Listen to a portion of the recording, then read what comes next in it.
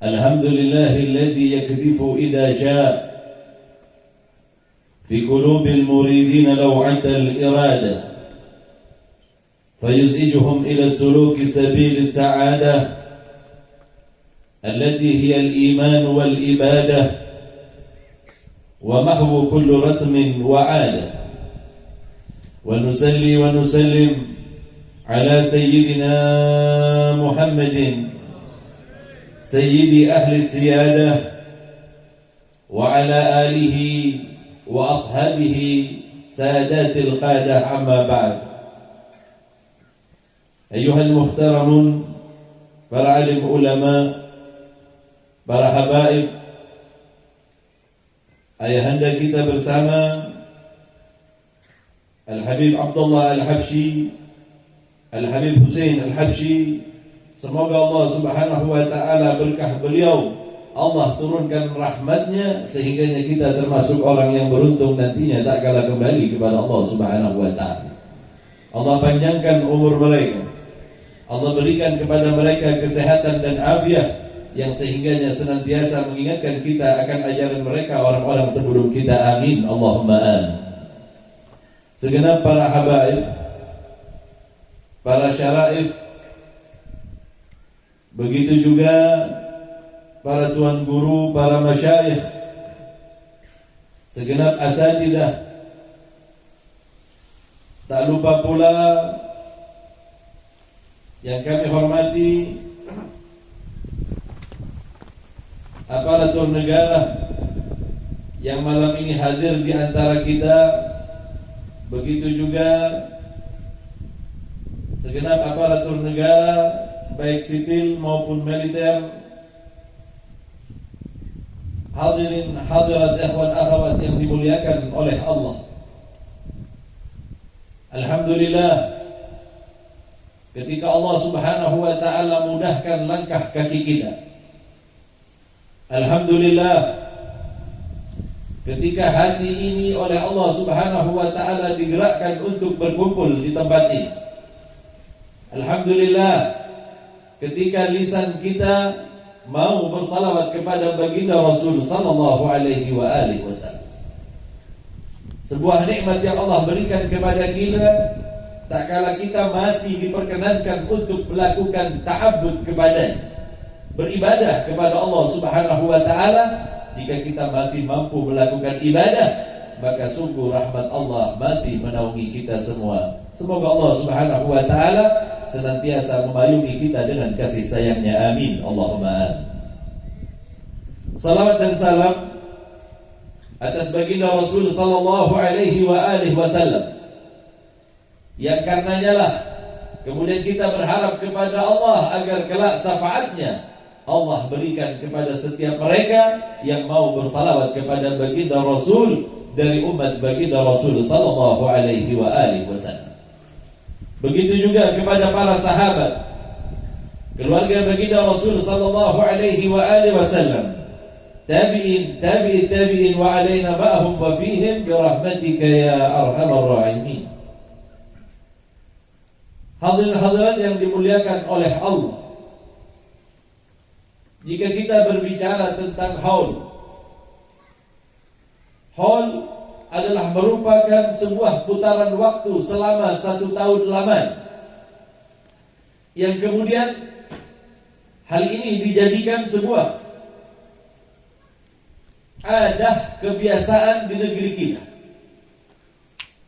Hauliyah sebenarnya adalah sebuah hal yang pernah diajarkan oleh baginda Rasul sallallahu alaihi wa alihi wasallam, agar kita tak kala kita datang ke tempat seperti ini, kita tahu persis baginda Rasul pernah melakukan hal yang sama. Agar tak kala kita datang ke tempat ini, kita tahu persis hal ini pernah dicontohkan oleh baginda Rasul sallallahu alaihi wa alihi wasallam. Berapa banyak riwayat disebutkan setiap tahunnya, setiap putaran 1 tahun sekali, baginda Rasul mendatangi orang-orang sahabat-sahabat yang meninggal di Uhud. Itu baginda Rasul lakukan setahun sekali. Dalam riwayat Sayyidah Aisyah, Sayyidah Aisyah bercerita, adapun Rasulullah sallallahu alaihi wasallam senantiasa datang ke Uhud dan ia mendoakan sahabat-sahabat yang meninggal di dalamnya. Hal ini dilakukan oleh baginda Rasul setiap tahunnya, mengenang tentang orang-orang yang wafat yang pernah menyerahkan jiwanya kepada Allah dan Rasul. Hal itu dilakukan oleh baginda Rasul. Baginda Rasul mau bermuanasah, bercengkrama dengan mereka, orang-orang yang telah meninggal, yang dianggap meninggal secara jasadiah tetapi tidak di sisi Allah Subhanahu wa taala. Wala tahsabanna alladziina qutilu fi sabilillahi amwat. Janganlah engkau katakan orang yang meninggal di jalan Allah itu adalah orang yang telah tiada. Sehingganya baginda Rasul biasa bercakap-cakap dengan mereka sahabat yang meninggal di medan Uhud. Dilakukan oleh baginda Rasul setiap setahun sekali. Sehingganya hal inilah kemudian yang kemudian dijadikan kebiasaan di negeri kita. Maka kemudian para ulama-ulama kita mengemas acara-acara seperti ini agar kita meniru baginda Rasul sallallahu alaihi wasallam. Apakah ada rujukan kitabnya? Ada. Seorang ulama yang hidup di abad ke-8 Hijriah, artinya 800 Hijriah. Maaf, saya ulangi lagi, 800 Masehi. Kurang lebih 200 tahun setelah baginda Rasul sallallahu alaihi wasallam. Yang hidup di abad ke-8,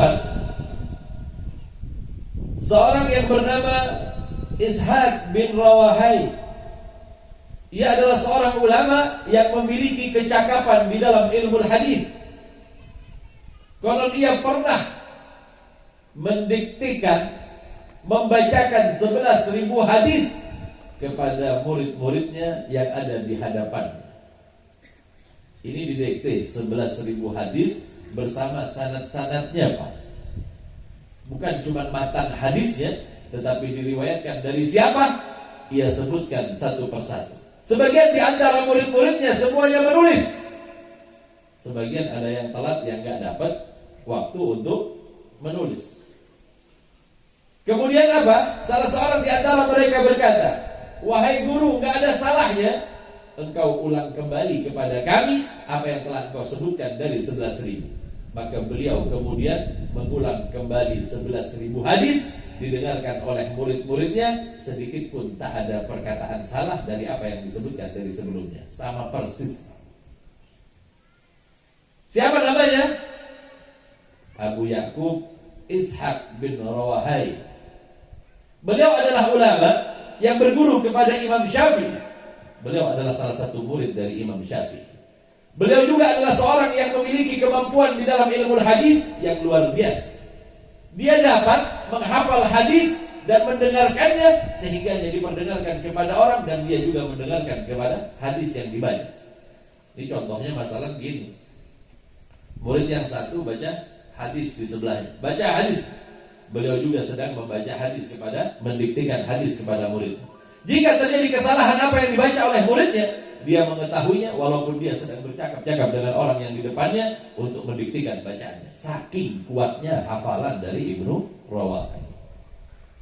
Murid dari Imam Syafi'i, ia juga berguru kepada Imam Ahmad ibn Hanbal. Di dalam kitab Musnadnya, dia punya kitab Musnad Ibnu Rahawai.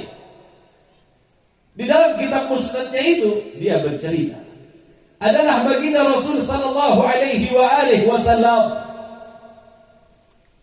apabila telah setahun dari meninggalnya Sayyidah Khadijah, setahun setelah meninggal Sayyidah Khadijah, beliau kemudian menyembelih seekor kambing, dan daging kambing tadi dibagikan kepada keluarga-keluarga Sayyidah Khadijah. Ini sedemikian jelasnya. Setiap setahun sekali baginda Rasul menyembelih kambing untuk istrinya yang telah tiada, Sayyidatuna Khadijah.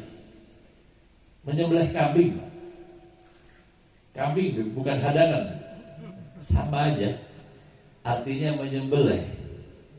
Dan itu sunnah yang diajarkan oleh baginda Rasul sallallahu alaihi wasallam di dalam kitab Musnad. Jadi kalau ada orang bilang apa yang kita kerjakan gak ada dalilnya dari Rasulullah, itu karena dia gak pernah baca, Pak. Padahal sedemikian jelasnya digambarkan oleh Ibnu Rahway bahwa sesungguhnya baginda Rasul menyembelih dan membagikan daging kambingnya kepada keluarga-keluarga Sayyidah Khadijah. Ini yang pertama yang beliau ceritakan di dalam kitab Musnad. Apa ada lagi? Ada. Apa itu? Sayyidina Abu Bakar sepeninggal baginda Rasul sallallahu alaihi wasallam. Sayyidina Abu Bakar setahun setelah meninggalnya baginda Rasul sallallahu alaihi wasallam. Baginda Rasul meninggal pada bulan yang sama di mana beliau dilahirkan, yakni bulan Rabiul. Jadi Rabiul Awal itu kelahiran baginda Rasul atau wafatnya? Kilahuma, keduanya. Diceritakan bahwa Sayyidina Abu Bakar mengumpulkan banyak para sahabat. Sahabat-sahabat yang dihadirkan adalah sahabat-sahabat pembesar. Artinya sahabat-sahabat yang menghabiskan waktunya bersama baginda Rasul dan merupakan sahabat-sahabat utama. Di antaranya ada siapa? Sayyidina Umar ibn al-Khattab. Di antaranya ada Sayyidina Utsman bin Affan. Ada juga Sayyidina Ali bin Abi Thalib. Dikumpulkanlah sahabat-sahabat yang banyak itu. Maka kemudian beliau membaca surat Al-Baqarah, Al-Ma'idah dan beberapa surat-surat pendek yang dibaca. Oh, juga baca Al-Quran? Iya, baca Al-Quran. Kapan dilakukannya? Setahun setelah meninggalnya baginda Rasul, setahun setelah kembalinya baginda Rasul sallallahu alaihi wasallam. Ini ada di dalam kitab Musnad ini, Pak. Jadi jangan kemudian bilang ini adat istiadat. Ini kebiasaan di Indonesia, Beb, karena sebelumnya kita dipengaruhi oleh orang-orang yang beragama sebelumnya. Saya katakan ini berasal dari kitab Musnad. Jika ada orang yang mengatakan ini adat istiadat, ketahuilah ia telah menjadi adat istiadat dan dahulunya adalah sunnah. Negeri kita ini telah terbumikan banyak sunnah-sunnah baginda Rasul sallallahu alaihi wasallam. Paham maksudnya dibumikan? Sudah jadi adat. Sebelumnya bukan adat, diajarkan oleh ulama-ulama kita sehingganya tanpa terasa menjadi sebuah tradisi bagi kita. Dan tradisi itu berasal dari apa-apa yang ditanamkan oleh para ulama, sehingganya tanpa sadar kita sudah melakukan sunnah yang diajarkan oleh baginda Rasul sallallahu alaihi wasallam. Jadi sebelum jadi tradisi itu sunnah dulu, Pak. Bukan kemudian tradisi yang dijadikan sunnah. Ini perlu dikaji ulang. Di dalam banyak riwayat disebutkan bahwa Sayyidina Abu Bakar setiap setahun sekali. Di dalam banyak sejarah disebutkan Sayyidina Abu Bakar hanya 2 kali saja berkumpul. Karena apa? Berkumpul dengan para sahabat dan memperingati meninggalnya baginda Rasul sallallahu alaihi wasallam hanya 2 kali karena beliau hanya 2 tahun lebih beberapa bulan di masa kepemimpinannya sepeninggal baginda Rasul sallallahu alaihi wasallam. Kemudian bagaimana yang berikutnya lagi? Di dalam kitab yang sama, Musnad Ibnu Rahway, Sayyidina Ali bin Abi Thalib ketika pindah ke khalifahannya ke negeri Kufah, pun di negeri Kufah ini Sayyidina Ali mengumpulkan semua orang yang ia kenal dari orang-orang yang hidup di zaman baginda Rasul, di antaranya para sahabat dan orang-orang yang hidup di zaman setelah sahabat, yakni tabi'in. Kemudian Sayyidina Ali pun membaca beberapa ayat di dalam Al-Quran dan itu memperingati hauliyah baginda Rasul sallallahu alaihi wasallam. Ya ada. Bahkan, Pak, istilah haul ini kemudian dicetuskan di zaman Hasan Al-Basri. Dia berkata apa? Ini adalah hauliyah, putaran dalam 1 tahun, sebagaimana pernah diajarkan oleh para sahabat yang dilakukan sepeninggal baginda Rasul. Satu-satunya tabi'in yang melakukan hauliyah baginda Rasul sallallahu alaihi wasallam, mengadakan haul baginda Rasul adalah Imam Hasan Al-Basri. Imam Hasan Al-Basri di dalam kitab yang sama. Tadi saya dengar pembawa acara kita nyebutin nama Al-Faqih Al-Muqaddam dengan sebutan Habib Muhammad. Ada runut sejarah yang perlu dibenarkan berdasarkan kurun waktu. Di dalam kebiasaan Ahlus Sunnah wal Jamaah, mereka orang yang hidup di zaman baginda Rasul sampai kepada masanya Sayyidina Ja'far As-Sadiq. Itu kita menyebut orang-orang alim, menyebut para ulama, menyebut mereka orang-orang yang memiliki kedudukan mulia di sisi Allah dengan sebutan Sayyidina. Kalimatnya, Pak. sampai kepada masa Sayyidina Ja'far As-Shadiq. Masa setelah Sayyidina Ja'far As-Shadiq, di masa setelahnya mereka yang memiliki kemampuan di dalam keilmuan. Mereka orang-orang yang luar biasa. Mereka memiliki gelar imam, sehingga di antaranya adalah murid dari Sayyidina Ja'far As-Shadiq adalah Imam Abu Hanifah pertama kali. Setelah itu siapa lagi? Kemudian ada lagi Imam Malik. Kemudian ada lagi Imam Syafi'i. Kemudian ada lagi Imam Ahmad ibn Hanbal. Berlangsunglah masa ini. Setelah masa Sayyidina, maka kemudian ada sebutan masa para imam. Setelah masa para imam, sampailah pada masa di mana disebutkan dengan sebutan syekh. Setelah lewat masa para imam ini disebut dengan sebutan syekh. Nah, di zaman inilah Al-Faqihil Mugaddam hidup.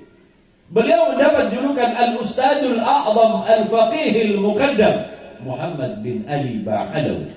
Biasanya nggak disebut dengan Habib, karena Habib itu istilah pada kurun terakhir ini. Dari zaman Imamul Haddad sampai kepada zaman kita ini, barulah kemudian dikenal sebutan Dzurriyyah Rasul, keturunan baginda Rasul, dengan sebutan Habaib atau para Habib. Istilah ini dulu tidak diberikan kecuali kepada mereka yang memiliki kemampuan di dalam keilmuan. Tidaklah disandarkan sebutan ini kecuali kepada mereka yang memiliki kemuliaan. Kemuliaan itu tidaklah didapat kecuali dengan keilmuan. Pada masanya pernah disebut dengan sebutan syekh, sehingganya ada Syekh Abu Bakar bin Sa'id. Sehingganya disebut siapa lagi? Syekh Abdurrahman Al-Attas, Umar bin Abdurrahman Al-Attas. Tetapi ketika sampai pada masa Imamul Haddad, maka disebutlah lebih dikenal dengan Habib Abdullah bin Alawi Al-Haddad. Namun karena prestasinya, karena sebuah hal yang dilakukan, maka pantaslah juga disematkan kepadanya dengan sebutan imam, karena di zamannya tak ada orang yang menyamai kedudukan mereka di dalam keilmuan. Hadirin yang dimuliakan oleh Allah, saya ingin memperkenalkan tentang Al-Faqihil Mugaddam, baik di dalam nasab dan manhajnya. Baik dia itu adalah keturunan siapa, dan ia memiliki manhaj seperti apa. Sehingga sepulang kita dari tempat ini, kita tahu persis orang yang kita haulkan memiliki manhaj, memiliki pandangan, memiliki sebuah pendapat, yang pendapat itu disadarkan kepada kakek-kakek mereka hingga sampailah kepada baginda Rasul sallallahu alaihi wasallam. Al-Faqihil Mugaddam secara nasabiah, nasabnya dulu. Ini sekarang ini lagi ramai-ramai urusan nasab juga, kemana-mana. Tapi kita nggak usah perlu tanggapi. Kenapa gitu? Yang komentar orang nggak paham, yang baca kurang lebih juga nggak paham. Ini ulama dahulu sudah mengokohkannya. Ulama-ulama sebelum kita yang memiliki kapasitas keilmuan, yang memiliki kredibilitas yang tinggi, yang memiliki ilmu yang cukup untuk berbicara tentang nasab, mereka sudah ngakui, Pak. Tiba-tiba datang satu orang nggak begitu paham ngomong masalah nasab, akhirnya apa? Berantakan. Yang lebih berantakan lagi apa? Orang yang nggak paham yang dengarnya, rusak semuanya. Tetapi nggak perlu kita tanggap. Ini kalau ditanggapi panjang, Pak. Tapi buat apa nanggapi hal yang sudah memang nggak perlu ditanggapi? Beliau Al-Faqihil Mugaddam adalah seorang pemimpin di zamannya, di dalam keilmuan dan di dalam segalanya. Biasanya orang yang dijadikan pemimpin oleh kita, pasti ia memiliki keilmuan yang luar biasa. Untuk duduk di predikat seorang wali, biasanya harus punya ilmu, Pak, agar kemudian dia diikuti. Gak mungkin kita jadikan guru kita, imam kita adalah seorang yang gak tahu apa-apa. Itu imam saya, disebut dengan sebutan imam, biasanya memiliki kemampuan yang luar biasa. Itu sebabnya Al-Faqihil Mugaddam dikatakan pemimpin di zamannya. Karena apa? Karena keilmuannya, karena ibadah dan akhlaknya yang disandarkan kepada kakek-kakeknya hingga sampai kepada baginda Rasul. Kita bisa disebut imam jika kita memiliki kapasitas yang tepat di dalam keilmuan kita. Al-Faqihil Mugaddam ini, dia memiliki segalanya.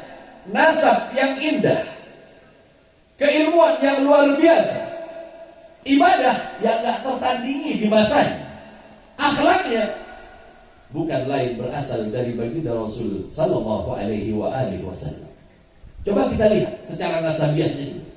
Beliau adalah Muhammad bin Ali. Ini kalau nasabnya gampang kita ingat ya. Muhammad bin Ali bin Muhammad bin Ali bin Alawi bin Muhammad bin Alwi. Baru kemudian Ubaidillah bin Ahmad bin Isa al-Muhajir. Ini yang lagi ramai dibahas. Ubaidillah bin Ahmad al-Muhajir.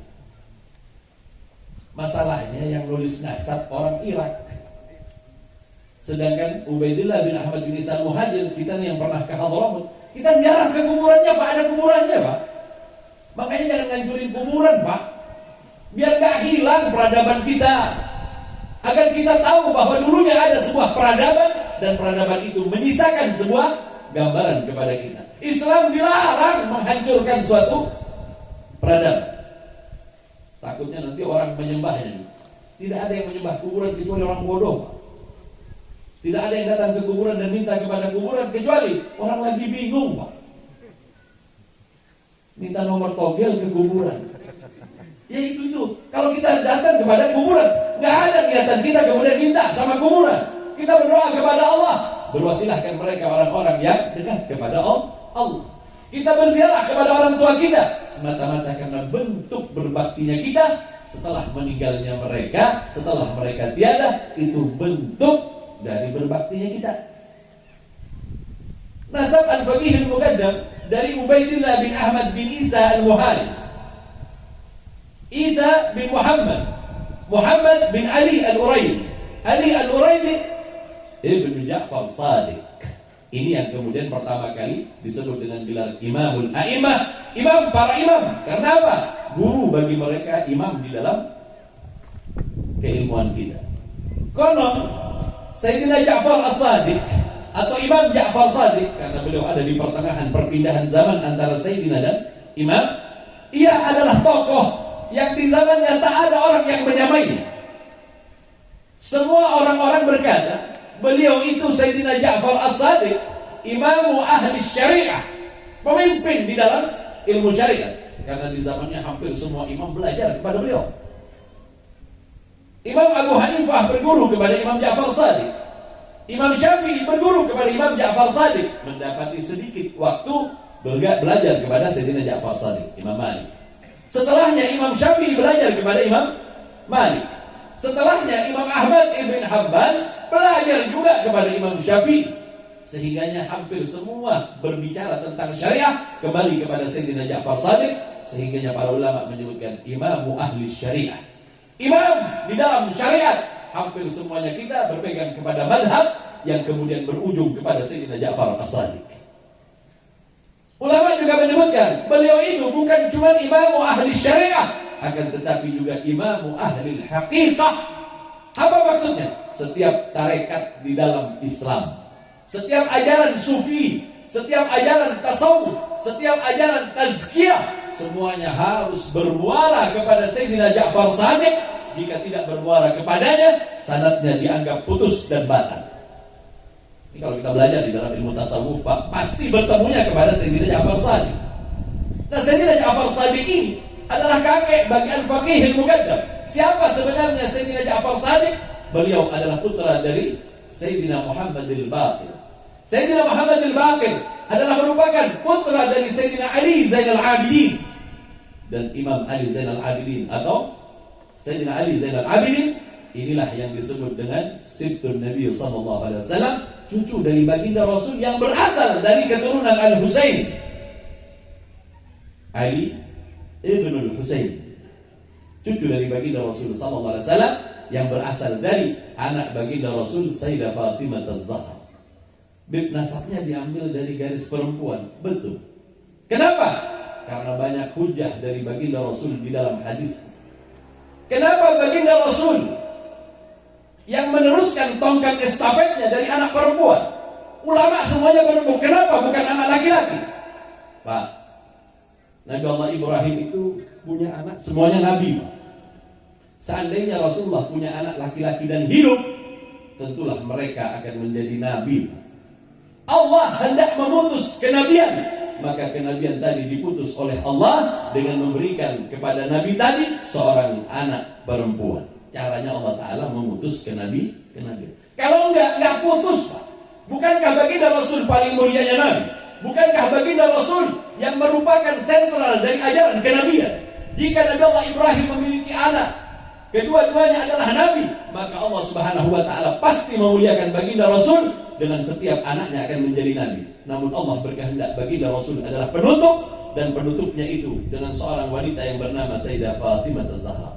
Baginda Rasul tidak mengatakan Al-Hasan Al-Husain sebagai cucunya, tetapi ia disebut sebagai anak-anak baginda Rasul sallallahu alaihi wasallam. Hujjahnya jelas, baik di dalam Sahih Bukhari ataupun di dalam kitab-kitab yang lain disebutkan. Itu sebab di dalam Fathul Bari, syarah dari Sahih Al-Bukhari, disebutkan kullu sababin wa nasabin munqati'un yaumal qiyamah illa sababi wa nasabi, kata baginda Rasul. Setiap sebab dan nasab terputus pada hari kiamat kecuali sebab dan nasabku, kata baginda Rasul. Sebabnya apa? Ikatan kepada baginda Rasul karena pernikahan, ikatan kepada baginda Rasul karena keguruan.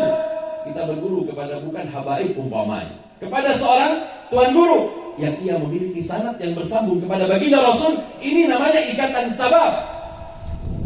Ikatan sebab inilah yang kemudian tidak akan pernah terputus sampai hari kiamat, karena ini adalah hujjah ajaran baginda Rasul yang pernah disebutkan oleh baginda Rasul sallallahu alaihi wasallam. Sedangkan nasab tidak akan pernah terputus sampai hari kiamat. Nasab inilah yang kemudian disebutkan oleh baginda Rasul tidak akan putus sampai hari kiamat. Nasab dari baginda Rasul sallallahu alaihi wasallam.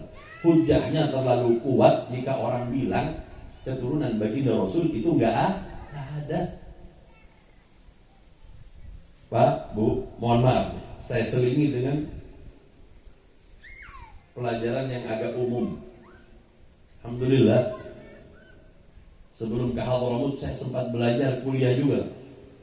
Gini-gini saya SAG, Pak. Sarjana agak gawat gitu.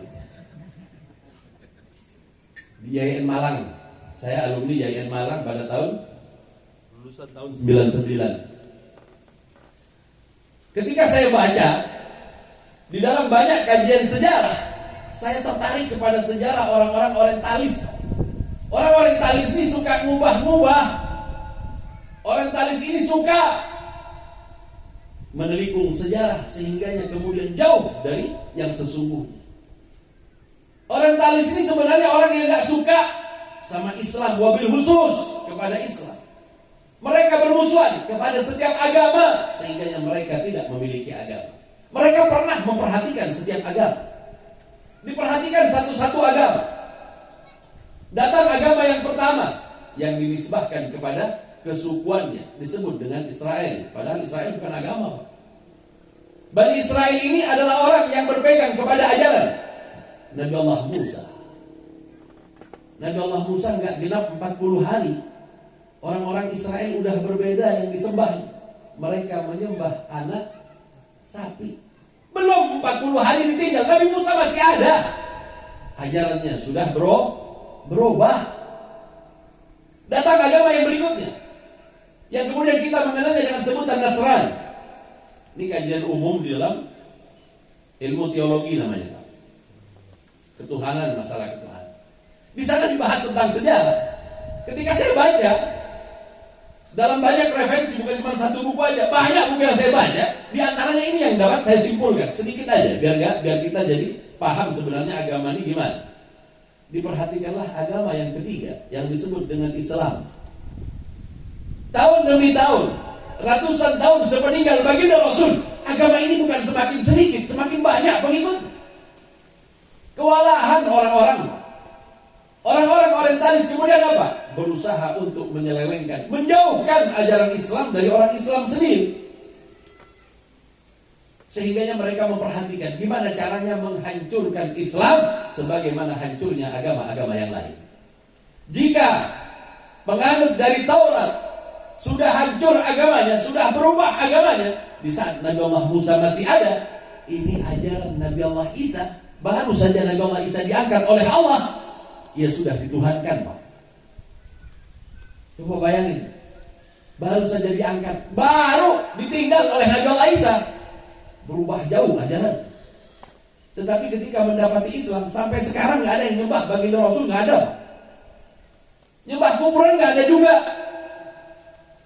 Rasulullah aja nggak disembah, apalagi kuburan. Akhirnya orang orientalis ini memperhatikan. Dari zaman ke zaman mereka memperhatikan dan membuat kesimpulan. Apa kesimpulan akhir mereka? Kesimpulan akhir mereka ada dua hal yang paling penting di dalam Islam. Selagi dua ini masih ada, Islam akan tetap jaya. Itu kata mereka. Apa itu? Yang pertama, masih disebutnya nama Muhammad di dalam ajaran Islam. Selagi masih ada ajaran baginda Rasul, selagi masih ada acara-acara seperti ini, acara maulid, acara Isra Mi'raj, dan acara-acara yang dinisbatkan kepada baginda Rasul, ketahuilah, Islam tidak akan pernah hancur. Ini datang musuh dari dalam sendiri. Isra Mi'raj bid'ah. Maulid Nabi belum pernah diajarin oleh baginda Rasul. Apa mereka nggak pernah belajar tentang apa yang diajarin oleh orang-orang orientalis? Selagi nama baginda Rasul disebut, ini agama tetap kuat, Pak. Selagi di antara kita masih banyak yang nama Muhammad, nggak usah khawatir, Islam tetap kuat, Pak. Kenapa? Masih hidup nama baginda Rasul di dalam ajaran kita. Ini yang pertama. Lalu yang kedua apa? Kata mereka, selagi masih ada yang disebut dzurriyyah baginda Rasul di dalam Islam, ia akan tetap tegak. Karena apa? Karena mereka keturunan baginda Rasul mempertahankan ajaran kakek mereka. Mereka adalah orang-orang yang berjuang untuk mempertahankan ajaran kakek mereka dari zaman ke zaman. Selagi masih ada ini, itu sebab orang orientalis bilang apa? Kalau dua ini kita musnahkan, nah hancur Islam. Berbagai macam usaha ditempuh. Kegiatan-kegiatan keislaman yang disebut nama baginda Rasul dibid'ahkan, diselipkan ke dalamnya bahwa ini belum pernah ada di zaman baginda Rasul. Masuklah kita kepada era yang kedua. Apa itu? Mulailah hendak diputus generasi keturunan baginda Rasul sallallahu alaihi wasallam. Jadi kita tahu akhirnya ini sebenarnya kerjaan siapa nih, Beb, yang mau memutuskan nasab kita nih? Ini kerjaan orang-orang talis. Apa maksudnya? Menghancurkan sendi-sendi Islam. Hadirin yang dimuliakan oleh Allah, kalau kita udah tahu bahwa keturunan baginda Rasul masih ada, jangan khawatir, Islam masih tegak.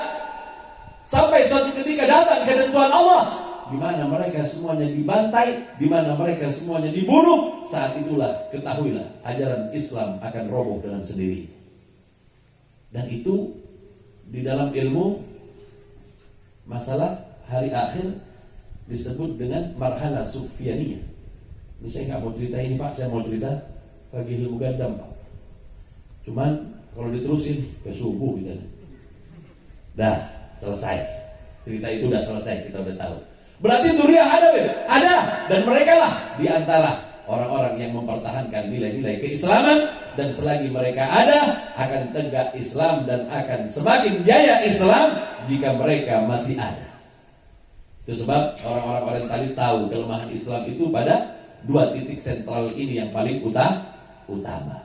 Itu baca kitab itu banyak. Beberapa penelitian orang-orang sebelumnya tentang Islam.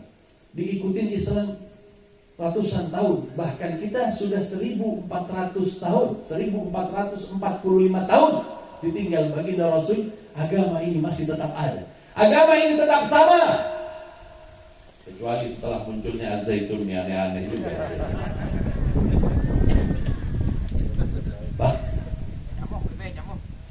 Pak, ini saya cerita sedikit.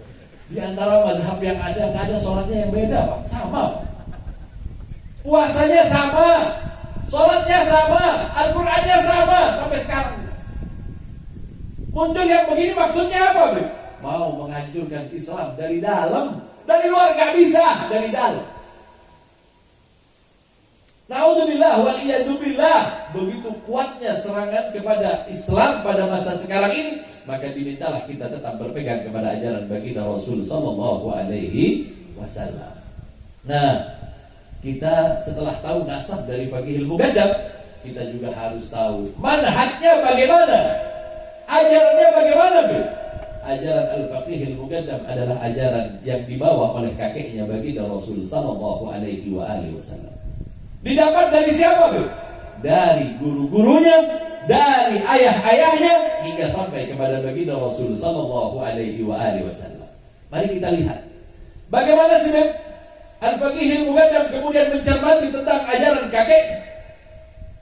Dalam sebuah riwayat diceritakan Al-Imam Ali Zainal Abidin, atau yang kita sebut dengan Sayyidina Ali Zainal Abidin, kakek dari Al-Faqih Al-Muqaddam, ini memberikan sebuah pandangan, memberikan sebuah manhaj kepada keturunannya. Apa manhajnya tadi? Suatu ketika Sayyidina Ali Zainal Abidin sedang berwudu sampai pucat wajahnya. Di dalam riwayat yang lain, beliau menangis tak kala beliau melakukan tawaf. Sambil tawaf beliau nangis, bercucuran air matanya. Kemudian salah satu sahabatnya yang bernama Taus bin Kaisan, dia kemudian bertanya kepada beliau, "Ya ibna Rasulillah, wahai anak Rasulullah, mengapa sampai sedemikian rupa engkau menangis? Mengapa tak kala engkau berwudu kulihat pucat pasi wajah? Bukankah engkau keturunan baginda Rasul? Bukankah engkau anaknya? Bukankah engkau memiliki 3 keistimewaan yang tidak dimiliki oleh orang lain?" Sayyidina Ali Zainal Abidin ini nanya, "Apa keistimewaanku wahai Taus?" Bacakan kepada, "Ya ibna Rasulillah, wahai Sayyidina Ali Zainal Abidin, bukankah engkau keturunan Rasulullah? Pastilah suatu ketika tak kala engkau kembali kepada Allah, engkau dipisahkan oleh Allah dan engkau dihususkan karena engkau keturunan baginda Rasul." Itu yang pertama. Yang kedua, karena engkau keturunannya, pasti engkau mendapatkan syafaatnya. Dan yang ketiga, tentulah rahmat Allah akan engkau miliki. Ini waktu Sayyidina Ali Zainal Abidin dipuji, Pak. Kita tahu, Pak, pujian itu racun. Jangan mau kalau dipuji. Bahkan baginda Rasul bilang apa? Kalau dipuji, ambil tanah, lemparkan kepada orang yang memujimu. Itu kata baginda Rasul. Kenapa? Karena pujian itu memabukkan. Pujian itulah yang kemudian menenggelamkan kita. Jangan gembira dengan pujian, karena kadangkala orang yang memuji pun ada maksudnya kepada kita. Sudah dipuji nggak ada pada diri kita, kita gembira. Nggak ada, pujian itu nggak ada sama kita, malah kita gembira. Ya kalau bukan saya siapa lagi? Naudzubillah waliyadzubillah. Padahal nggak ada sama dia. Saya dengar ente puasa Senin Kamis terus, Masya Allah ini. Siapa dulu dong? Padahal dia tahu dia nggak pernah puasa Senin Kamis, nggak pernah. Jadi kalau ada orang yang dipuji, pujian itu tak ada pada dirinya, apa namanya? Dipuji tapi nggak ada pada dirinya, kemudian dia bangga. Maghrur namanya, orang yang tertipu namanya. Kok bisa senang ditipu berdiri begitu? Ditipu siang bolong, padahal dia nggak melakukan hal yang seperti itu. Setelah orang tadi muji sama ente Masya Allah puasa Senin Kamisnya. Iya, siapa dulu dong? Lama-lama ente punya uang nggak, anak mau pinjam. Nah, baru tahu rasa. Tadi udah ngaku Senin Kamis. Lah, setelah dipinjemin duit, sebenarnya anak nggak Senin Kamis karena dipuji ente aja mau pinjam duit nggak jadi. Hadirin yang dimuliakan oleh Allah, ketika dipuji Sayyidina Ali Zainal Abidin, beliau kemudian berkata, "Pegang omonganmu wahai Taus. Engkau katakan bahwa aku adalah keturunan baginda Rasul dan akan memiliki keutamaan kelak akan kembali kepada Allah. Kemana engkau dari ayat Allah wahai Taus? Apa kata Allah Subhanahu wa taala? Fala ansaba bainahum yauma idzin." Nanti di hari kiamat enggak ada urusan nasab, Pak. Semua orang harus menghadap kepada Allah. Ampun, karena keturunan Rasulullah ini di sini nih, sebelah sini nih, nggak ada, Pak, dijadiin satu. Kemudian di dalam ayat yang lain juga disebutkan, fajama'nahum jam'an. Dan kami jadikan satu semua.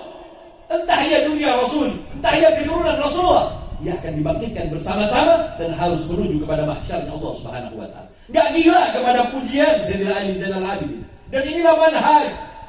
Jika seorang sadah dipuji, jika kita dipuji dengan pujian yang memang ada pada diri kita, kita enggak mampu kepayang. Karena apa? Sungguh jauh kita dari kakek-kakek kita. Ente sholatnya Masya Allah sudah sama kan dengan Sayyidina Ali Zainal Abidin yang 1000 rakaat. Sholat aja udah lepas dari waktunya Pak. Kemudian kita disama-samakan, lalu masih mau membanggakan nasab di hadapan Allah. Jika semisal Sayyidina Ali Zainal Abidin, dia belum pernah membanggakan nasab, akhlaknya yang luar biasa, ibadahnya yang tak tertandingi, keilmuannya yang orang di zamannya tak ada yang sama ilmunya dengannya, masih merendahkan diri. Tawadhu adalah ajaran yang dipilih oleh Faqihil Mugaddam, walaupun ia menjadi orang yang paling alim di masanya, walaupun ia menjadi orang yang ahli ibadah di zamannya, belum pernah ia memajukan diri, belum pernah ia membusukkan dadanya. Sebagai dzurriyyah baginda Rasul, ia tidak melakukan hal yang demikian, malah sebenarnya malu karena ada tanggung jawab yang besar di pundak kita. Ajaran baginda Rasul adalah perintah Allah yang harus kita pikul. Bahkan Sayyidina Habib Umar pernah berkata, guru mulia kita pernah berkata, jika seorang sadah melakukan kebaikan, jika seorang Habib melakukan kebaikan, Allah lipat gandakan. Namun begitu juga kalau dia melakukan maksiat, masih bangga mau ngaku Habib. Kalau buat dosa 2 kali lipat. Karena apa? Jadi contoh buat orang lain. Ini ajaran yang diambil, ini ajaran yang kemudian diambil oleh Al-Faqihil Mugaddam, yakni ketawadu. Kemudian apa kata Sayyidina Ali Zainal Abidin? Wahai Taus, engkau katakan kami adalah orang yang pasti mendapatkan syafaat baginda Rasul sallallahu alaihi wasallam. Tidakkah engkau melihat di dalam Al-Quran, wahai Taus, semua hujah Taus dipatahkan dengan Al-Quran oleh Sayyidina Ali Zainal Abidin. Wala yashfa'una illa liman ittaqa. Tidak akan mendapatkan syafaat kecuali orang yang bertakwa, wahai Taus. Lalu engkau katakan aku akan mendapatkan syafaat baginda Rasul hanya karena aku keturunannya. Demi Allah, di dalam Al-Quran Allah mengatakan syafaat hanya untuk orang yang bertakwa kepada Allah Subhanahu wa ta'ala. Lalu ketiga, yang kau katakan wahai Taus, bahwa pastilah rahmat Allah Subhanahu wa ta'ala didapat oleh mereka orang yang memiliki nasab yang mulia. Bukankah Allah Subhanahu wa ta'ala di dalam Al-Quran berkata, inna rahmatallahi qaribun minal muhsinin. Rahmat Allah hanya untuk orang yang berbuat baik. Rahmat Allah untuk orang yang taat kepada Allah Subhanahu wa ta'ala. Gak mampu kepayang gara-gara dipuji. Kalau nasab kita mulia, ibarat berlian Pak, Bu. Jika berlian itu berada di luar tempatnya, bukan disangka berlian Pak. Ada berlian di tanah itu, gak ada orang lihat Pak. Paling mani-mani aja tuh, kuarsa. Tetapi jika berlian tadi ada di sebuah etalase yang indah, dengan lampu yang terang dan memancarkan cahayanya, pastilah orang takut mau melihatnya karena harganya yang mahal. Itu sebab nasab yang mulia adalah tak kalah nasab itu tadi ditempati dengan ilmu yang berasal dari baginda Rasul, dari akhlak yang berasal dari baginda Rasul sallallahu alaihi wasallam, dan juga diberikan kepadanya ibadah. Karena apa? Berat kita menanggung saat kita dikatakan sebagai dzurriyyah, tetapi kita tak sama dengan orang-orang sebelum kita. Hadirin yang dimuliakan oleh Allah, inilah manhaj Al-Faqihil Mugaddam Muhammad bin Ali Ba'alawi yang pernah didapat oleh kita. Itu sebab Al-Faqihil Mugaddam Muhammad bin Ali Ba'alawi, dia menyimpan manhaj ketawaduan yang harus kita simpan. Karena ketawaduan inilah merupakan ajaran baginda Rasul sallallahu alaihi wasallam yang harus senantiasa kita lestarikan. Melestarikan ajaran ketawaduan ini adalah melestarikan ajaran baginda Rasul sallallahu alaihi wasallam, dan ini adalah tugas penting bagi setiap mereka orang-orang yang berasal dari dzurriyyah baginda Rasul sallallahu alaihi wasallam. Hadirin hadirat ikhwan akhwat yang dimuliakan oleh Allah, sedikit yang saya sampaikan tentang ajaran dari Al-Faqihil Mugaddam yang diambil dari kakek-kakeknya hingga sampai kepada baginda Rasul. Maka pegangan kita dari ajaran Al-Faqihil Muqaddam adalah ajaran yang berasal dari baginda Rasul. Pintu gerbangnya adalah sahabat, pintu gerbangnya adalah keluarga baginda Rasul sallallahu alaihi wasallam. Karena itulah kemudian Al-Faqihil Muqaddam menjadikan pintu gerbangnya sahabat dan keluarga baginda Rasul sebagai pintu keilmuan dan ibadahnya, dan juga akhlaknya berasal dari baginda Rasul sallallahu alaihi wasallam. Melestarikan ajaran Faqihil Muqaddam sama halnya kita telah menghidupkan kembali dari ajaran baginda Rasul sallallahu alaihi wasallam. Hadirin hadirat ikhwan akhwat yang dimuliakan oleh Allah, sekedar sedikit yang saya sampaikan. Sebenarnya saya bisa sampaikan panjang Pak, bukan cuma tawaduk aja. Cuman nggak enak juga malam-malam, dan intinya hadir di antara kita ada tamu kita dan kita nastafid, kita ambil manfaat dari beliau. Mungkin beliau ada yang hendak disampaikan. Semoga yang sedikit yang saya sampaikan ini membawa manfaat kepada kita hingga nanti kita kembali kepada Allah Subhanahu wa taala, dan semoga yang sedikit ini dicatat sebagai amal yang nantinya disaksikan oleh kita semua bahwa kita mendekatkan diri kita kepada Al-Faqihil Muqaddam semata-mata kita hendak mendekatkan diri kita kepada baginda Rasul dan kepada Allah Subhanahu wa taala. Ini yang bisa saya sampaikan. Kurang lebihnya mohon maaf yang sebesar-besarnya. Wabillahi taufiq wal hidayah wal ridha wal inayah. Assalamualaikum warahmatullahi wabarakatuh.